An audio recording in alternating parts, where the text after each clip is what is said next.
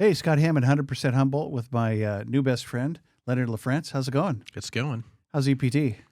Busy, very busy. You guys are always busy, and we're big fans at State Farm. My office is downtown, and you guys are always amazing. So tell me a little bit about Leonard. How did you get here? You said upstate New York? Sure. Yeah, I was born in New Hampshire. Barely made the 70s by about 10 months. And I think around when I was 5 or 6, we moved from New Hampshire, Nashua, which is it's about 45 minutes north of Boston. So it's kind of almost a suburb of Boston. It's over the border, right? So, yeah, it's just over the border. So you can go to New Hampshire and do your shopping, and there's no taxes. Nice, like Oregon. Kind of like Oregon, yeah. So we ended up in northern New York, about 2.5, 3 hours north of Albany, and just south of Montreal, Quebec. Wow. And I lived there for to about 97. But in the meanwhile, I went to a private boarding school. I was not wealthy, but our church sent me to by choice to a boarding school. Wow. In a little place called Union Springs. Way upstate? It was actually south from where I was growing up, on just west of Syracuse, Okay. on Lake Cayuga, and spent 4 years there. And went to college in Nebraska. Did my first degree as an associate's in fire science. I was going to be a firefighter. Okay. As my father and grandfather and other grandfather and my cousins and family. And then 2000, I graduated, and I was offered a job with the U.S. Forest Service out of Mad River on Highway 36. Wow. And then about 6 months later, I was given a permanent seasonal job with them. Huh. And in 2000, that's how I ended up here about 23 years ago. From fire to police. Fire to police, yep. Wow. Okay. What part of Nebraska? Lincoln. So you went to U of N? No, I went to Southeast Community College, and then I also went to Union College, which is a private college in Lincoln. So Lincoln's a cool town. It's a college town. Lincoln is a cool town. If you're in your 20s, that's the place to be. We're from Sioux City, Iowa, so we're upriver a little ways. So yeah, Midwest people are always solid. I love living in Lincoln. So yeah, hey, all you Midwest people, you're solid. Yeah, they are solid. Shout out to the Midwest. So that's what brought you here. Did you meet are you a family guy? I assume you. Yeah. So I, when I came to California, I actually left for a couple of years, went back to Vermont. I was with the U.S. Forest Service. I got a transfer to, I actually ran a fire engine in Vermont for a couple of years. Wow. Met my wife. And then once in 2005, I'm like, I'm going back to California. Fire seasons are pretty slow on the East Coast. Yes, they are. Well, not right now. Not right now. No, yeah. It's in Canada, right? Aren't the fires in Canada? I actually fought fire in Canada in 2005. It's interesting, in Quebec. Oh, wow. But yeah, met my wife, came back out here to my old job with the Six Rivers National Forest as a squad leader on what's now the Mad River Hotshots. And then she came out, and about a year or two later, saw an opening for EPD and applied. And I think there's about 125 applicants, and about two of us had 125 made it through the whole process. So what drew you to law enforcement from fire?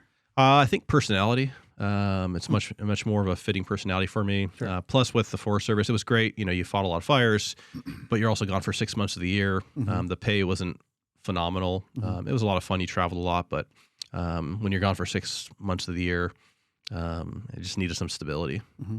Seems like you're a personal guy. So we're going to talk about what you do here in a minute.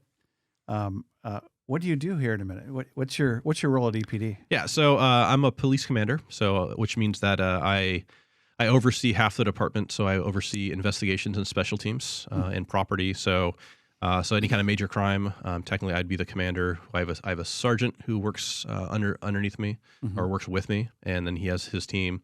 We have our community safety engagement team, which is our mental health, homeless outreach, crisis intervention team that I actually helped start back in 2018 when I was a sergeant. Is that Officer Swanson? Swanson. Yep. Swanson. Yep. Great guy. Yep. He was the missed officer with that team for a while.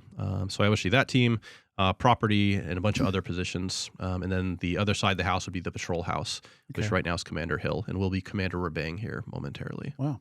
Yeah, I saw Ryan in action. He's great. Just talking to people. Just having a conversation. Yeah, that's really what with that mental health team. That's really what we do. We build rapport. We meet people where they're at. We go upstream. We try to connect with people. This way, when they go into full-on crisis, we're able to de-escalate them really quickly, or they comply. I love it. But nowadays, most of the time, I either I'm in meetings or which is fine because that's that's how you're helping create policy and creating streamlining services and creating influence to really move programs forward Sure. that need to happen. And so I'm always meeting interesting people and trying to make things or try to fix problems and trying to make things better. Good. That's a good way to look at it, as opposed to it's another Zoom call. I'm on the half hour. Yeah. No, seems like that goes that way a lot. So, well, cool. So tell me a little bit more about you and Kim Smalley at the Regional Center and how you interact with Regional Center here. It's actually Regional Center #1 in California. That's their designation. Yeah, it's kind of it meant to be. It's kind of a unique scenario. We within CSET, obviously, we work with people that are in crisis, people that have disabilities. I teach classes on de-escalation. And CSET is, again, what? Community Safety Engagement Team. Okay. So when I was with that team, we're heavily involved and work with people in that realm as well. Mm-hmm. What I didn't know is that my personal world would also become engaged with that world as well. And so when my son was diagnosed with autism, so here I am in my professional world, my personal world, they kind of collide together. And it happens, yeah. It happens. And so it just kind of worked out well that we, started teaching classes together. I met her during the crisis intervention training we have every year, which is a 40-hour class led by law enforcement and the county behavioral health. Mm-hmm. And we were teaching a class on autism and law enforcement engagement. We did that a couple times and some other classes, I think, also. And eventually, she asked me last year if I can go down to Sacramento or to Ukiah, and they had a 2-day seminar for law enforcement, and so they asked me to be one of the key speakers or person that was there from the law enforcement side to help teach how to best engage people on the spectrum for law enforcement. And people on the spectrum are everywhere. It's the spectrum. It's a way like my son. If you met my son, you would think he's a normal kid, right. A normal 9-year-old, and then once you hang out a little bit enough with him. Obviously have some social and communication deficits, but otherwise you would never know. Yeah. No, I understand so we have Gabriel. He's 23. He's got autism and Down syndrome, and he's my hero. Gabriel's always in happy land, and so I get it. So your role then is to take your knowledge, your experience, your expertise with folks with autism and on the spectrum, and go inform other teams and other individuals about how to deal with that best on the streets. Yeah, specifically with law enforcement. So obviously there's lots of misunderstandings about autism, or if you see an individual stimming, of course officer could think they're under the influence, which is not true. Right. So how do we approach that? How do we slow things down? How do we look for signs and symptoms of autism? How do we appropriately engage somebody? How do we just sitting? Do you sit close? Do you there's no, usually the rule for us is there's no space, there's no touching unless it's absolutely necessary. Right. Unless you're a fireman, then if there's a fire, obviously that's the one rule that you can touch them. Dr. Smalley has is you can grab them and go. Yeah. But our rule for police is unless absolutely necessary, we don't touch at all, because it can create a major issue. And the goal for us as we look at it is when we engage these our community members that have autism, that there are in our community, we're making sure our response is appropriate, but also we're limiting the possibility of a misunderstanding that leads to use of force. Sure. And there's videos, I think you can go on YouTube and find videos of tons of stuff with law enforcement and misunderstandings, or just bad approaches, or stuff that didn't need to happen. Stuff that I think that we can, sometimes you can't change everything, but you can look back and say, hey, for sure this should have been different. And then how do we help people and show them a better way? So in your experience, there are a lot of people on the streets, say in Humboldt, all over, that are on the spectrum that are just somehow, whether they're homeless or not, but they're on the street and they're maybe late at night or in a weird spot. Is that common to have somebody on the spectrum hanging out? I don't think that common. Although I just pulled the current data because I'm teaching a class, I think next week with Jacob Rosen, our clinician for the city. The numbers now in California: 1 in 22 people in California have autism. Wow, that's the data. And then of course, boys are 4 times more likely than girls to have autism. I'm looking around the room here. I'm going, oh, that's got to be one of us. Yeah, and nationally, it's 1 in 36 people nationally, based on the research. So I don't think like our homeless community, which we work with, I'm sure some of the folks we know have autism. Sure. But most of the time, the folks that we're going to engage with are likely kids that are at school, or they're having, there's an issue, there's a behavioral issue, or they're eloping. Okay. That's often because also underneath my division is also our school resource officers. So you're And seeing so, a lot of kids, yeah. like non-adults. I think mostly, I mean, we obviously engage with adults as well, but it seems currently a lot of the kids or a lot of the people on the spectrum we're dealing with are going to be, adolescents. Wow. So eloping, problematic at home, whatever. Yeah. Wow. And then Good adults, occasionally adults, we'll have calls from places like Changing Tides or these service providers. They'll actually ask us to come out to the residence where the person's living, actually meet with them, get to know them a little bit, build rapport. So when they do go into a meltdown or a crisis mode, when we show up, they're like, "Hey, how's it going, LaFrance?" Hey, what's up? And I'm like, "Hey," and plus I know, hey, this is what's soothing to them. This is how this is what we can do to actually make it better, not worse. Right. I brought my guitar. Yeah, and that would actually, if I play guitar, that would be an option. Because there's nothing off the table when someone's in crisis. As long as it's moral, ethical, within pulse in the law, we're going to try it, because what are the outcomes we want is everyone to go home and people to get better. So I like it. I like the positive approach there. So as you look at Humboldt, I'm going to ask you about your top three. What do you see the top three challenges are in terms of crime enforcement, crime prevention? What do you see personally as your three Goliaths that you're fighting? I think it kind of all rolls into they're all correlated. So I think the biggest thing is obviously homelessness. That's the biggest complaint we have. Sure. And I would agree, if you drive down Broadway or 4th and 5th, you just see it's in your face. You see it. Yeah. But again, correlated with that is also mental health or mental illness, and then also substance use. And if we had to add a fourth, as we peel back, I always call it peeling back the onion. The core is going to be childhood trauma, and we look at our ACEs scores for adverse childhood experiences for Humboldt County. Last I knew, we had 30% of our population has a score of 4 or higher. And the 4 or higher is the trigger point for negative impacts to physical health, mental health. And so that's almost a third. Yeah, almost a third. Yeah, would have a 4 or higher, gosh. and then a 1 or higher is, I can't remember the percent, but I haven't seen the most recent data on it, but we're still not sitting good. And I'm not sure, being an outsider coming into Humboldt, even an outsider into California, the West Coast. I wonder, there's obviously some value difference between like the East Coast and West Coast, where West Coast is definitely a lot more progressive. It's definitely just different, definitely not as conservative as the East Coast, even though they share maybe rigid. Is that a good word? Rigid is maybe a better word, because it's not really political. It's just how formal. It's how we approach the world. Yeah. And so I'm not sure how that works with with values within the system. And then Humboldt, of course, we look, if we could define the values here. I think in many regards we're seeing high crime rates for 136,000 people. It's not a lot of people, right? And yet we see, look at the homicides, look at the missing people, and it's very interesting to me to, can you define it? I don't know, but can you attribute that? And this may not be a popular question, but it's an honest question, to the cannabis industry and its influence over 50 years here. Being an outsider, the looking industry in, and the whole.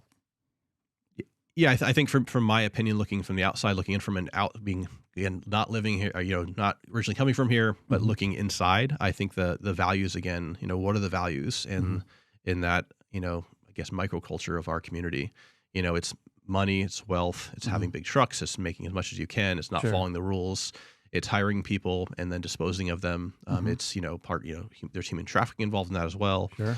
And so I think that's part of it, we, for a long time, weed's just normal. You meet most kids nowadays here in Humboldt, they're smoking weed by 12. It's a normal thing to do. Right. Where for me, I've actually never used cannabis ever. Yeah. I've never had a desire to. Good for you. And if as an adult it's legal, if you want to use it, hallelujah to you. Go for it. But I think just it appears that the value system with that is just, it kind of throws everything out of whack a little bit compared to the rest of the nation.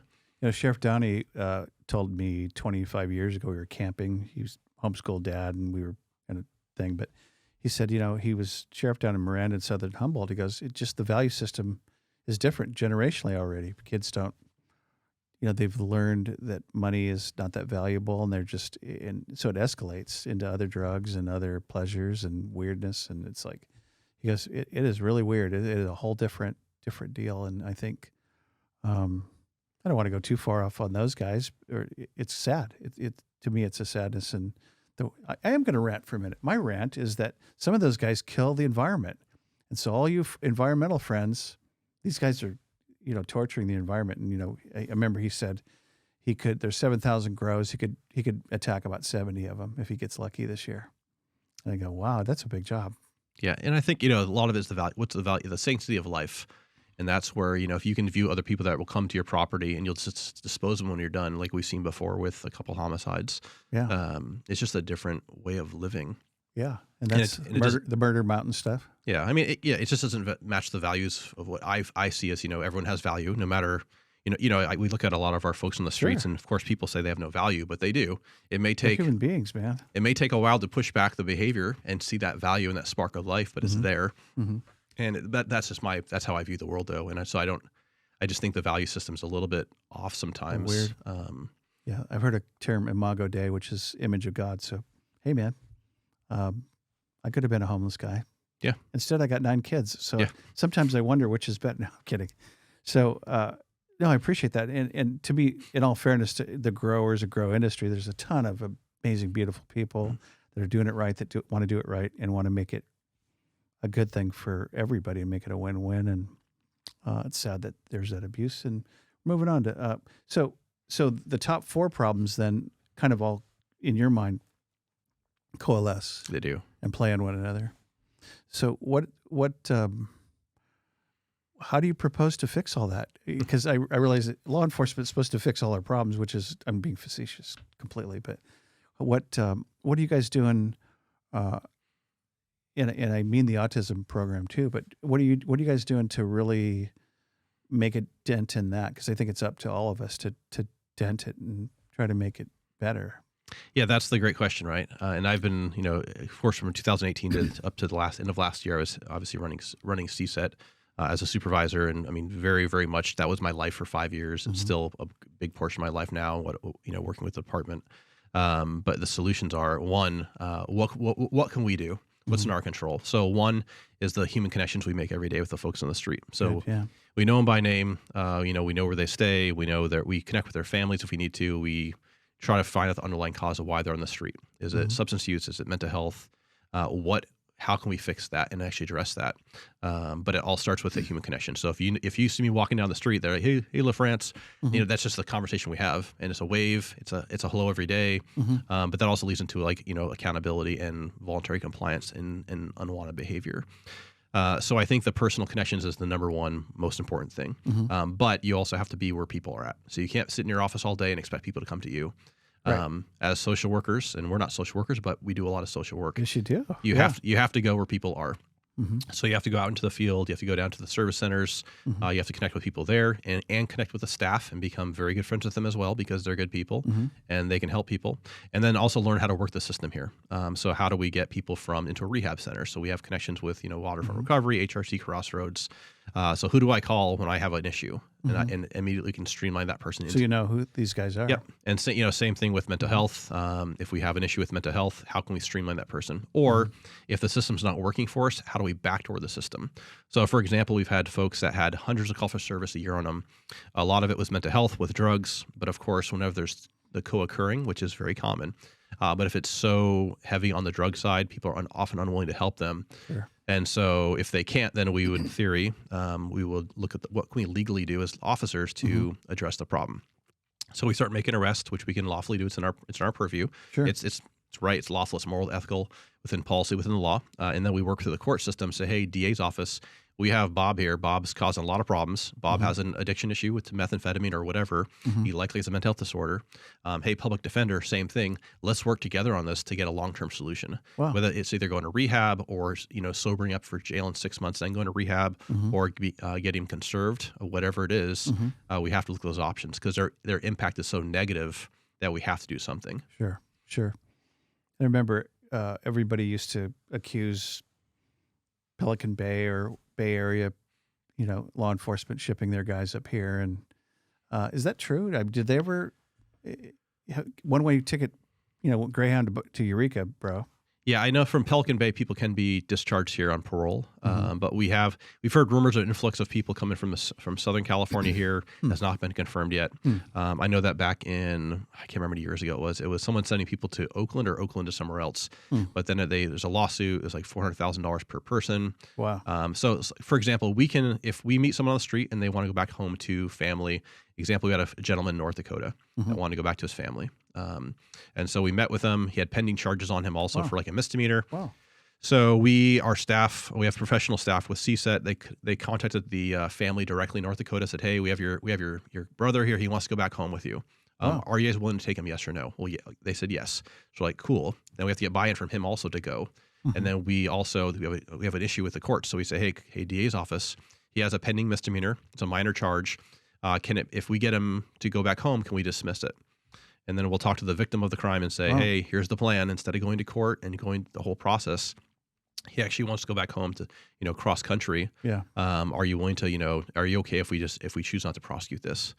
Usually people say absolutely. And so like that gentleman, he was causing, I think, at least 100 calls for service a year. But we called back to the family. We confirmed their address. We confirmed he had a place to stay. We do all this important work to make sure we're not just dumping him. And then once we confirm, go through steps through A through Z, we actually send him on his way either by bus or usually by bus, but we could fly people out if we had to. Wow, bless you guys. Yeah, it's amazing. But it has to. We're just not dropping people. We're doing all the work to make sure they're actually way more behind it. I mean, we actually even Google the addresses to make sure there's actually a house there. So. And same with the rehab centers. If we fly people out for rehab centers, we connect the dots. We talk to the rehab folks, say, hey, Bob's going to be there at, his plane lands at 3:00. And then, of course, they pick him up. They call us, say, hey, he got here. We have him. Nice. So Semper Virens is pretty small, right? Very few beds. About, I think it's, don't quote me on this. I think it's 15 or 16 beds on SV. For three counties? Yeah, technically. I think, Del Norte has nothing. And then Mendocino has nothing. There's actually not many mental health hospitals in California anymore. Wow. But they have some beds and they take some of the harder cases. Yeah, I mean, it just depends on, it depends. Because, often right now all mental health holds go through the ER, which has been obviously challenging. And we work with St. Joe's closely, their ER staff, their admin very closely on, they're practically our extended family. Yeah. But they go to the ER first and then they get either sent out of the area or they get sent locally. Yeah. But there's not enough beds across the nation. There's not enough beds. Yeah. Really issue close to my heart. I have a 21-year-old who was suicidal at 15. Yeah. And he got a 5150 and, day at St. Joe's and then 8 days at the John Muir Hospital. Yeah. Wherever that is. And yeah, hard story, but got to meet Ryan and different people. Yeah. And so interface with the team a little bit. Yeah. And eventually statewise we have to look at, how are we going to fund, better programs, more mental health hospitals. I think they're going to change the laws a little bit for gravely disabled for 5150 to include SUD or substance use disorder as well to a degree. But again, you get people on the street, you get them stabilized, and where do they go after that? Where do they go? And so that's that's what we've been working on for the city is some transitional housing. So we'll have the project on Hillficker coming up. We're looking at another project. Wow. That is, it's staffed. It's not just like, hey, just go live here. High five. We did an awesome job. It's right. Like, here's a place to live. We're going to support you. We're going to give you case management. We're going to give you SUD support, mental health support, employment support. This way you bring people back into the fold, not just say, hey, we solved the problem. High five. We move on. Complex problem. But we have to bring them back into the fold and teach them how to live again. Right. And how to live, how to live even in housing. If you've been homeless for, 25 years, you may not have used a toilet and, or cooked. So pay rent? What's that? Yeah, exactly. Yeah. And so plus if you have ongoing mental health issues or, substance use issues, you also have to address those as well. So it's some people think, it's easy as giving someone a house and then, we're done, but it's much, much, much more complex than that. Really tough. So how do you guys interface with, say, CHP or the Sheriff's Department or even other law enforcement? Do you, as EPD, I mean, what does that look like day to day or paperwork or when when you're on a case like the sheriffs that shot the two guys? You guys were probably back up on that, but how does that all work? It really it depends. So like in that instance, it happened in the city. So actually I heard the call come out on the radio, dispatch advisor, shots fired. So I was actually at 4th and V, just code 3 that way. And then so everybody just converges. Yeah. And so, luckily there's the chief was there, the assistant chief was there. I was there, Commander Hill was there. And so in essence, we set up a command or unified command with the Is sheriff's that office. county or is that sheriff's? Sure, Okay. that'd be our jurisdiction Oh, here. it was, okay. It was in our city, in the city. Yeah. But they were on site first? Yeah. Well, they were involved in the incident inside the city. Gotcha. But the sheriff's office backs us on calls. If we don't have people to go to a certain in progress call, we can call the sheriff's office. If we have collisions, CHP has arrived to help out before. For us, with our criminal investigations unit or CIU, we've worked with Fortuna. Fortuna's been awesome to work with. They assisted us with several investigations here in Eureka that rolled over into Fortuna as well. For the officer-involved shooting, they were providing everybody from, of course, the sheriff's office, CHP, Pelican Bay, Ferndale, Fortuna, all help with coverage at the hospital when we had the 2 suspects. So it's really, if someone needs help, they call us, and then we look at it, and we usually assist them if we can. They assist us as well. So it's a small community. We all have to play together because it's a small swimming pool. So does that go for feds too? Do they? I mean, I imagine the feds don't show up every day in Humboldt, but yeah. So there's a couple agents down in Fortuna. They do meet with, not every week, but they meet with us with our criminal investigations unit. Probably every couple of weeks they meet with them, and there's some overlapping cases they work on. So we do see them. Gotcha. So how do we help? How does Josephine Citizen jump in and, I don't know, help the team? I think looking at a bigger picture from what's causing the issues we have in Eureka. Obviously, we have a high property crime rate. I don't know. I haven't looked at the data recently, but we are fairly high.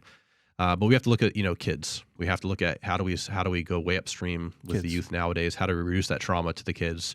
How do we help develop programs that kids can have a positive experience, even if they have at home they have a rough life. But they show with ACEs, if you have one supportive adult in your life, the chance of you having positive outcomes is greatly heightened. And so, we want that involvement from our adults in our community, working with kids, being a good example of what an adult looks like. Big brothers, big sisters. Yeah. For an example, I'm with Humboldt IPA, which is not a beer. Right. It's so I'm actually part of the Boys to Men mentoring group. I think it's called Men Empowerment now, but it's a group we have mentors come into different schools across Humboldt County. I've been with them since the beginning. And we just talk to, kids that some kids have, some have, some troubles, things going on, but we just have conversations. I go in there for different schools, usually once a month. I've been to juvenile hall, very different places, but have very honest conversation with kids. And I pretty much say, hey, it's who I am. And I usually wear a suit or not my uniform. And I'm like, what do you think I do? And so I challenge them. And they, start throwing things at me, it's like, okay, I'm a cop. Okay, what do I do as a cop? And then of course they give me, the standard response, you shoot people, blah, blah, blah. 20 questions. 20 questions, but then of course, once I say, what I do actually is I work with, now I go to meetings, but, in the past, I work with the homeless people and people in crisis. And then of course that opens a whole different dialogue, and they can just shotgun questions at me. I don't care. I'll pretty much answer any question I can for them. But you're building that rapport with the kids. You're having honest conversations, and you're humanizing also officers on the same time. So what I'm hearing you say is connection with people, relationship connection, maybe deep connection, for that kid you're going to mentor, or there's a homeless guy in our alley who he's really respectful. I really like the guy, and I was making a point to say hi and, keep an eye on my place for me, and he's a person, turns out. And yeah, connection's key in anything. And it's funny because I'm actually a pretty strong introvert. I guess I'm a moderate introvert. So for the most part, when I go home, leave me alone, get off my lawn. But then I tap into my extroversion at work. But I still know that human connection is essential for all that we do. But still, even with human connection, we have, we build those rapport, but we also hold people accountable for we have to have that balance. That's right. And so part of mentoring, is, let's have that connection, but there's rules in life and there's accountability. It's good. And to grow up to be a man in society, you have to have accountability. Yeah. You have to, if you raise a family, you take care of your family. That's if, right. if you're an adult, you get employed. You work, you try to improve your life, you try to improve the lives of others. You don't harm anybody else. And those simple things that we've been blessed to learn. But many kids that we meet nowadays, that's just, it's not common to them. Yeah. Yeah. Accountability to what? Yeah. What does that mean? No, I like that. I like that because that's that is kind of the counterbalance to connection and community is accountability, because we're going to play in the sandbox. We're going to do it right. We're going to, make mistakes and come back and correct those and be accountable and move forward and grow. And maybe that's what community is about. So what motivates you, Leonard, in terms of what you do day to day? How do you keep going? What's your secret? What's your mojo? What's your secret sauce? That's a good question. I'm always been a very, very driven, intense person, especially in adulthood. When I have a mission, like when I was, anything I'm doing, at work or especially in work, it's that self pride I have to do the job right. And then, what is history going to say about me when I'm done, when I'm long gone? Legacy. I think it's important. It's, not that I'm saying I'm going to save the world, because I'm not, but if you save one kid or one adult, did your job. then you did your job. But, I think it's that self pride that drives me to go forward, to be the best I can. I think as you look at life also, we always move up and then we plateau, and we move up, we plateau. And I've seen the plateaus in my life, and I've been there. I wouldn't say I'm quasi plateauing right now after a really couple of years of really bolstering myself up. But it's always that self growth and self development that I want to be. When I leave, what are people going to say? That did I just stay where I was, or did I keep developing myself as I went along? What's all the tombstone? What did it say? Yeah, I'm not sure what it'd say, but hopefully it's good, not bad. So right. So top 3 opportunities that you would say. I've asked how can we help as a citizenry, but what do you see as for Humboldt from your perspective? How you've said personal connection, just get to know people and love on them, hold them accountable, have a relationship, but also what can we do, or what do you see the 3 opportunities in I don't know if they're economic or in law enforcement, or what? I'll leave the answer to you. What do you see that we have coming up that looks good? Yeah, when I look at Eureka, there's a lot of opportunity in Eureka. Eureka has a ton of potential, and I've said that we have our issues. The data shows that. However, we have a ton of potential, and so I think for us to reach potential, we have to. A big thing is economy. We have to boost our economy. Yep. We need to bring in businesses, bring in tax bases. I mean, imagine if you lost Costco. Yeah, right. That'd be weird. That'd be really weird. Where would you shop at? And that's a huge tax base. What if we got Home Depot? Yeah. Whole other story. Whole nother story, right? But we have to bolster our economy. Yeah. And then I think that's a big piece of that. And I think that correlates also the next thing is we look at our policing force. Right now we'll be down, I think in a couple weeks, we'll be down 10 officers. So we have 48 sworn total. Whoa. And we're down to 38. And our staffing is based on a population of 30,000, but the daytime we're 60,000. Wow. And so our officers here, and again, I'm a guy who goes to meetings. Like I do nothing flashy. I do police work occasionally, but our patrol guys on the street are really the guys and gals that are busting their rear every day. They're pushing forward. They run call to call to call nonstop, sometimes for 12 and a half hour shifts. It's long. Many times they don't get breaks. Many times they don't eat lunch, but they're constantly going. And so I think for us, if we can develop our youth, into the next generation of police officers, that hey, policing is actually it's a very good profession. It's a noble profession. There obviously are standards. We have to always improve and progress our profession. But this is what we need from our community coming up, and have those local folks that are actually going to be part of the department to actually make the community better. And that's, I think, the opportunity we have is if we can keep our kids local. We have an academy here. Send them to the academy. We have Cal Poly. We have CR. Get an education while you're going to the academy, or get an education. If you want to go straight to work after high school, awesome. And go to academy at 21, awesome. And then, when you're as an officer, you want to go and finish your bachelor's or master's or whatever you want to do, that's great too. Wow. But I think we have a huge opportunity to keep our local kids and actually develop them into law enforcement. That's a major need we have right now. Need. All departments are short, generally speaking. I think everyone except for Fortuna. Fortuna does a very good job about. Must be a good department to work for. I think it's a very supportive community for law enforcement. It's definitely a much more conservative community. Sure. So I think the support for law enforcement is probably a little more significant than other areas. We definitely have support in Eureka. Sure. But I think it's a smaller community, so they have less trouble getting officers. They're definitely not as busy as we are. But it's just the challenges, keeping officers here. So, example, we boost the economy. It's likely you'll push your tax base, and then you'll be able to pay your officers. Obviously, you'll actually be able to raise their wages, which we're still definitely compared to most of the state, are underpaid, Okay. especially for the work they do. And you can probably even hire more staff and then also fill the vacancies in specialty Mhm. roles like our POP team, Mhm. which actually goes out and proactively addresses drug houses and Nice. those kind of things. Because right now we don't have the team right now because we don't have the staffing for it. Let's talk about your dispatch team for a second. Sure. Um, I imagine you want to shout out to them because they're usually awesome, right? People that I've met have been really, I mean, even worked with have been really, really amazing.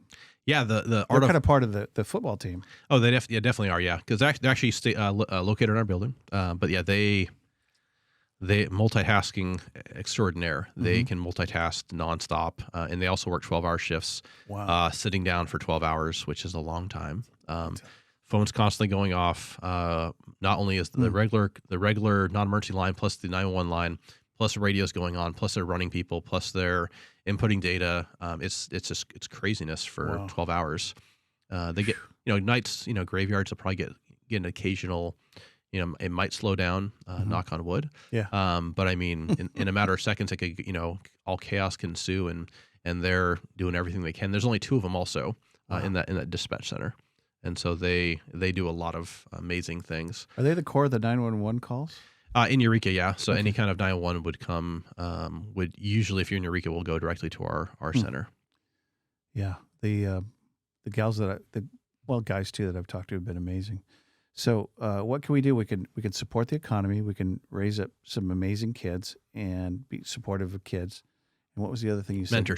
Mentorship, and then go one-to-one on with people and engage people and be. I guess somebody told me, hey, just be a friend. Yeah, I mean, I think I think once people, it breaks down barriers. You look at somebody. Obviously, we're naturally judging people regardless of whether we recognize it or not. Mm-hmm. But just having those connections, it's just amazing how I'll walk down the street and people are amazed. Like the homeless will talk to me because they're like, well, why would the homeless want to practically talk to the cops? Right. Well, it's because I know them and we have a relationship, we have a friendship. Sure. Obviously, I'm an officer, so there's an expectation that they have to follow the rules. We've seen even regular citizens, whatever regular and normal is. I don't know if that is, but Right. Typical. People yelling at us, for whatever, or just being Mhm. nasty to an officer, and we'll have homeless people come up and say, "Hey, time out! You need to back Yeah. off because it's great. which is very bizarre, right? Because you think it'd be perfect. the other way around, but it's not. So it's an interesting dynamic. I love it. No, it's true. So I have a story about that. It was a bunch of us were on the Arcata Plaza singing some praise songs. This is 30 years ago. And a homeless guy started to come up and yell at all these youth that were singing. And the other homeless guy came up to our defense and said, "Get out of here. This is not this isn't your plaza. Would you please, stand down and go sit?" The guy did. And so it should be. And I imagine a homeless population could be a really big resource for a bad apple that shows up in some fashion. And hey, yeah, he's right there. He's sitting over right there. Yeah, we've solved a lot of crimes, in major crimes, just the fact that we have a major incident in Old Town, Mhm. and usually just the people we know or the connections we have, people say, "Hey, you may want to talk to so and so," or "Hey, here's the name," and just because the folks that we're there to protect our homeless community also, and they know that we care about them, we know that we see value in them, Sure. even though sometimes their behavior is unacceptable, and we address it.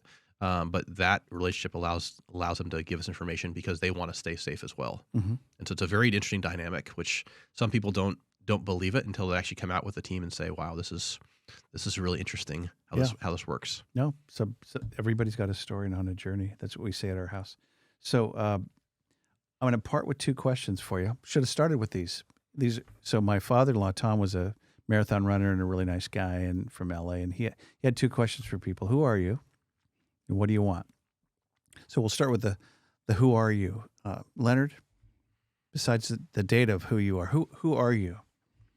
That's a good question.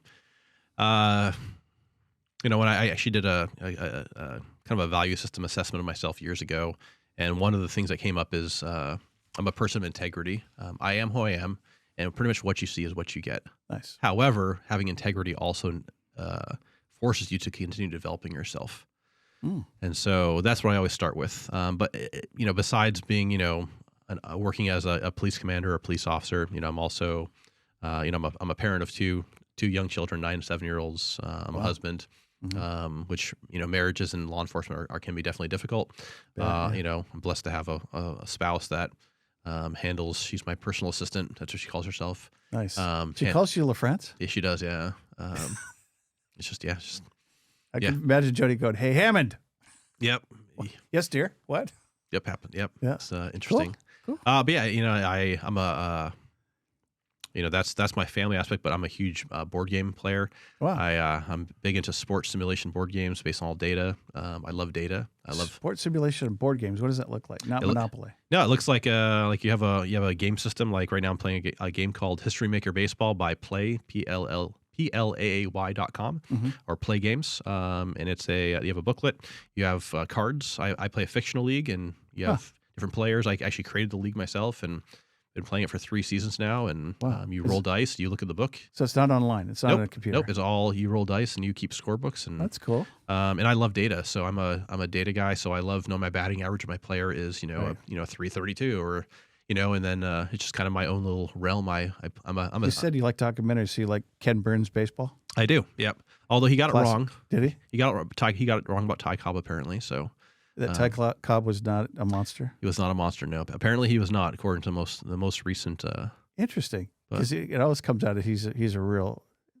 Yeah, apparently he was not. So jerk. Yeah, but yeah, I'm a kind of a closet geek, and but that's cool. For the most part, I'm a homebody, and when I'm not at work tapping to my extroversion side, I'm usually at home tapping to my introversion side. Called adapted work behavior. It is out of necessity. Yeah, yeah. That's I think that's quasi who I am, I guess. Okay. What you see is what you get. I love it, man. That's solid. So what is it you want? You talked about a little bit about legacy. What do you want for what do you want from life? Remember it was an old rock and roll, the Tubes or somebody. That's also another deep question. What I want in life. Well, I'd like to, obviously, when I'm done with this career, I can be done at 50, so about 6 years. In theory, I can be done. I probably won't be, but what I want after that is to keep moving my family forward. Hopefully, have my kids, if they want to, whatever they want to do in life next, either go to college or get employed. Support that, obviously. But if they do want to go to school, find a way to pay for that as well. I was blessed to. End up with my master's degree a couple of years ago. Nice. Where? I did it online through Union Institute University, What's your degree in? Organizational leadership. Wow. Yeah. So I want to support the education. I think it's important. It's not everything. Not everyone needs a master's degree, but for me, that's what I want to do, and it made me feel better and helps me in work, and it's awesome. For me, though, you said integrity is always growing. It is always growing. Yeah. Yeah. Yep. And after after retirement, I'd like to, either teach at a university or consult on the side, which I do some now. For example, with like the regional center. Yeah. So consult about crisis intervention, working with people with disabilities, mental health, anything in that realm. Policing the homeless. How do we police the homeless? So any kind of consulting work on that, and also teaching in that realm as well. So I love it. That's awesome. Any questions for me? I don't think so. No. Wait, you could be the interviewer. I know. No, I really appreciate having you. And I share your heart for special needs populations, because they're everywhere. And my oldest son, Jacob, who's a great guy and programmer, he goes, "Hey, Dad, 9 kids plus me, I'm 10. He goes, "I think we're all a little special needs, don't you?" And I go, "Yeah, Jacob, I'm pretty sure we are." That's okay. And that's okay. Anyway, hey, appreciate you having you, and come back sometime. And we want to support what you guys are doing all the time at EPD, but also with regard to Regional Center and that kind of program. So appreciate you. Yeah, thanks so much. All right, have a great day.